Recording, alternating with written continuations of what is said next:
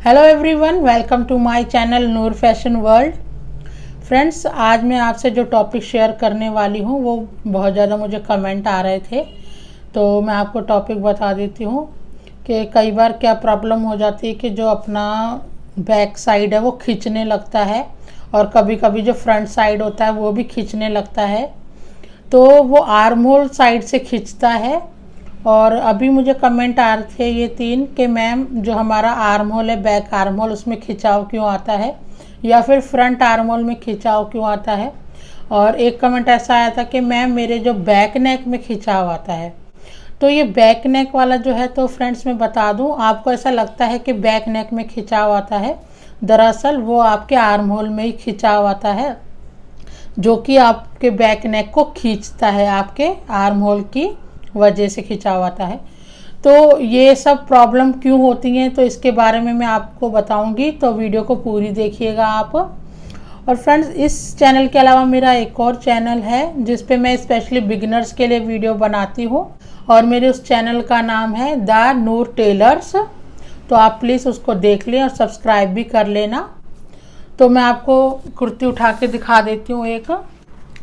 तो फ्रेंड्स, इस कुर्ती पे मैं आपको बता देती हूँ, जैसे कि ये हमारा बैक एरिया है, और जो हमें खिंचावट होती है, जो खिंचाव होता है कभी कभी, वो इस तरीके से बैक में खींचता है और फ्रंट में भी खींचता है। तो इन सब प्रॉब्लम की एक वजह है आपका ये वाला हिस्सा छोटा होना, आपका ये वाली जो आर्म होल है इसका छोटा होना, मतलब कि ज़्यादा कट जाना।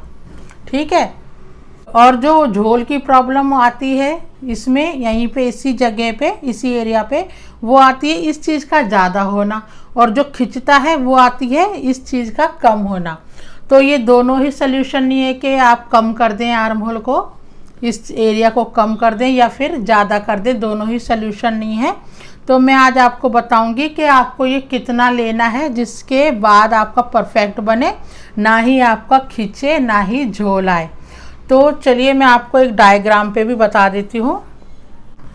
तो फ्रेंड्स, ये जो प्रॉब्लम है खींचने की, तो अगर आपकी बनी हुई कुर्ती में ये प्रॉब्लम आ रही है तो अभी ये सही तो नहीं हो सकता, क्योंकि जो चीज़ कट गई है आप उसको कैसे वापस से ला सकते हो। हाँ, अगर बड़ा हो जाता है, झोल आता है, तो हम उसको कट भी करके सही कर देते हैं। बट अगर आप अभी कोई न्यू कुर्ती काटेंगी तो फिर आपसे ये गलती नहीं होगी। तो प्लीज़ ध्यान से देखिएगा वीडियो को। तो इस तरीके से मैंने ये बॉडी का थोड़ा डायग्राम बनाया हुआ है इधर समझाने के लिए। तो जो हमारी जो ये वाली चीज़ होती है, तो हमारी जो ये वाली चीज़ होती है इसको हम अपर ब्रेस्ट भी बोलते हैं। ये अभी समझाने का तो वो नहीं है, बस आपको थोड़ा सा मैं बता देती हूँ। और यहाँ पे फुल बस्ट आती है हमारी, और यहाँ पे आती है हमारी अंडर बस्ट, है ना। तो जो हमारा आर्म होल होता है वो हमारी अपर बस्ट तक होता है, मतलब कि यहाँ तक आर्म होल शुरू होके यहाँ तक आता है, ये चीज़ होती है। ये चीज़ और आपका जो शोल्डर होता है ये इक्वल होता है किसी भी बॉडी का। तो अगर आपकी ये चीज़ आपने कम ली है, अगर आपने ये चीज़ कम ली है, तो यकीनन आपने अपना शोल्डर का जो नाप है वो भी सही नहीं लिया, क्योंकि जितना हम अपना शोल्डर नापते हैं उतना ही हमारा ये चीज़ भी होती है। हाँ, कई बार हमें नेक के डीपनेस के हिसाब से अपना शोल्डर कम करना पड़ता है कुर्ती का, बट जो ये चीज़ है वो यहीं की यहीं रहती है, इसको हम कम नहीं करते, इस चीज़ को हमें कम नहीं करना। तो फ्रेंड्स, अब जो शोल्डर को, कई लोगों को शोल्डर नापना नहीं आता, कई लोग बोलते हैं हमारा 17-18 शोल्डर आ रहा है, तो इतना तो होता ही नहीं है 17-18 किसी भी लेडीज़ का, ज़्यादा से ज़्यादा 16 इंच। और अगर आपका इतना आ रहा है तो आप गलत कर रही हैं, 17-18 किसी का नहीं होता है। तो जो शोल्डर को नापने का जो सही तरीका है मैं आपको बता दूं, आप एक सिरे से इंची टेप को रखेंगे, दूसरे सिरे तक आपको इंची टेप ले जाना है, और जहाँ पे इस तरीके से फॉलिंग होती है, मतलब डाउन होता है, वहाँ पे नहीं नापना है आपको। जहाँ तक आपका इंची टेप बिल्कुल सीधा पड़ा हुआ है वहीं तक आपको नापना होता है। और ये चीज़ भी उतनी ही होती है जितना आपका शोल्डर होता है, उतना ही आपको कुर्ती पे ये चीज़ भी लेनी पड़ती है, ठीक है। और फ्रंट का इससे 1 इंच कम लेना पड़ता है, 1 इंच फ्रंट का इससे कम लेना पड़ता है। मैं बता दूं किस लिए कि बैक का इस तरीके से लिया जाता है, क्योंकि जो हमारे जो हाथ होते हैं वो आगे की तरफ आते हैं, तो आगे ज़्यादा हमें कपड़ा चाहिए होता है। और जो अगर हम ये चीज़ बराबर ही रख लेंगे बैक और फ्रंट की, तो आगे झोल बन जाएगा, क्योंकि आगे हमें इतना कपड़ा नहीं चाहिए होता है, आगे हमारा ज़्यादा खिंचाव नहीं आता है। बट अगर आपने ये चीज़ जितना हमारा शोल्डर है उतना किया ही नहीं, ऑलरेडी कम ही कर दिया है, तो ये खिंचने की प्रॉब्लम आती है आपको। और कभी कभी क्या होता है कि जब हम स्लीव जॉइंट करते हैं तो ये कपड़ा हम कुछ ज़्यादा पकड़ लेते हैं, कहीं से कम पकड़ लेते हैं स्लीव जॉइंट करते हुए, तो भी ये खिंचाव की प्रॉब्लम आ जाती है। तो इसको मैंने आपको अच्छे से बता दिया है कि आपको शोल्डर का नाप कितना रखना है, और आपकी ये जो अपर ब्रेस्ट का नाप रहता है ये भी आपको सेम ही रखना होता है। तो अब मैं आपको थोड़ा और ड्रॉ करके भी बता देती हूँ, इसको मैं हटा देती हूँ। तो फ्रेंड्स, ये मैंने पेपर एक लिया हुआ है, चार्ट पेपर जिसको बोलते हैं। तो इसमें मैं आपको शोल्डर का और आर्म होल का ही हमें बताना है, तो मैं उतना ही ड्रॉ करूँगी, मतलब शोल्डर से लेके अपर ब्रेस्ट तक हम इसमें ड्रॉ कर लेते हैं। तो सबसे पहले जो हमारा नॉर्मल तीरा हम मान लेते हैं 15 है, तो उसका हम आधा लेते हैं हमेशा 7.5 15 का। तो इस तरीके से मैंने 7.5 पे इसको ड्रॉ कर लिया, और यहाँ से तकरीबन 1.25 इंच हम नीचे इस तरीके से तिरछा लिया, और फिर यहाँ से 6.5 इंच 7 इंच ले लेते हैं।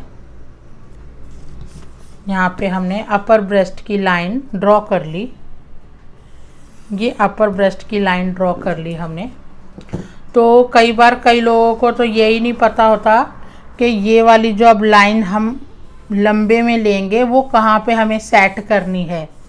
तो फ्रेंड्स, बहुत ही सिंपल है, आपको जितना आपका नॉर्मल तीरा है उतने पे ही आपको ये लाइन सेट करनी है, मतलब 7.5 पर। हाँ, हम कई बार शोल्डर को अपने नेक के हिसाब से कम करते हैं, बट ये चीज़ उधर की उधर ही रहती है। अभी इससे पहले मैंने एक वीडियो में इसको बहुत ही अच्छे से क्लियर किया है, उस वीडियो के लिंक मैं आपको नीचे डिस्क्रिप्शन बॉक्स में दे दूँगी, तो आप वो भी देख लेना, आपको बहुत ही अच्छे से क्लियर हो जाएगा। तो यहाँ पे इस तरीके से मिला लेंगे,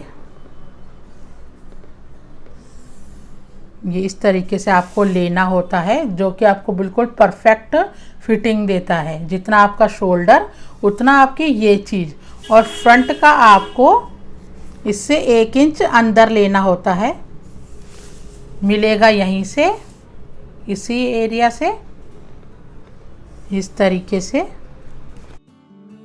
अब इसको राउंड देना भी, जो बिल्कुल सही राउंड देना भी बहुत ज़रूरी है। जैसे कि कई बार हम क्या करते हैं, यहाँ पे तो मैं पेंसिल से बता देती हूँ, नहीं तो ब्लैक पेन से आपको समझ में नहीं आएगा। जैसे कि हमने ये लाइन खींच ली, तो हम क्या कर रहे हैं, ये इसके अंदर से ही इस तरीके से और गोलाई पकड़ रहे हैं, ये इस तरीके से गहरी गोलाई पकड़ के आप ये शेप देते हो। तो इस तरीके से नहीं करना, उससे और ये चीज़ हमारी छोटी हो जाती है। तो आपको क्या करना है, ये वाली जो मैंने लाइन ड्रॉ की है बैक के लिए, आपको इस तरीके से, जो आपको अगर शेप देनी नहीं आती, आप बिगिनर्स हो, तो इस तरीके से टूल आता है, आर्म होल टूल, आप इसका यूज़ कर लें। इस लाइन को इस लाइन से मिला के इस तरीके से आपको शेप देनी है। अगर ये टूल भी नहीं है तो आप कटोरी या प्लेट का भी यूज़ कर सकते हैं, जहाँ पे सिर्फ यहाँ पे गोलाई आ जाए और आपका ये सिर्फ इसी तरीके से रहे। और जब फ्रंट की गोलाई दोगे आप, तो ये और ये चीज़ को इस तरीके से मिला के, तो इस तरीके से गोलाई देनी है आपको, एकदम ये यहाँ से डीप से गोलाई नहीं देनी है। कई लोगों को मैंने इसी तरीके से देखा है, मैं आपको करके दिखा देती हूँ। वैसे मेरी ये लाइन है, ये इस तरीके से डीप से गोलाई देते हैं तो ये देखिए कम हो गया ना। तो इसी वजह से ये खींचने की प्रॉब्लम आती है बस आपकी, तो ये बिल्कुल गलत है। तो इस तरीके से आपको लेना है और ये बैक के लिए। तो फ्रेंड्स बस आपको इतना सा समझना है। तो फ्रेंड्स आई होप कि आपको अच्छे से समझ में आ गया हो कि ये क्यों होती है प्रॉब्लम, और आगे से आपसे अगर आप इस तरीके से करेंगे तो ये प्रॉब्लम नहीं होगी। तो फ्रेंड्स यही थी वीडियो। तो फ्रेंड्स अब तक के लिए इतना ही, मिलते हैं नेक्स्ट वीडियो में। अगर आपको थोड़ी सी भी वीडियो पसंद आई हो तो प्लीज़ लाइक का बटन ज़रूर दबाएं, और आपने अगर अभी तक सब्सक्राइब नहीं किया है मेरे चैनल को तो प्लीज़ सब्सक्राइब करें। Thank you for watching.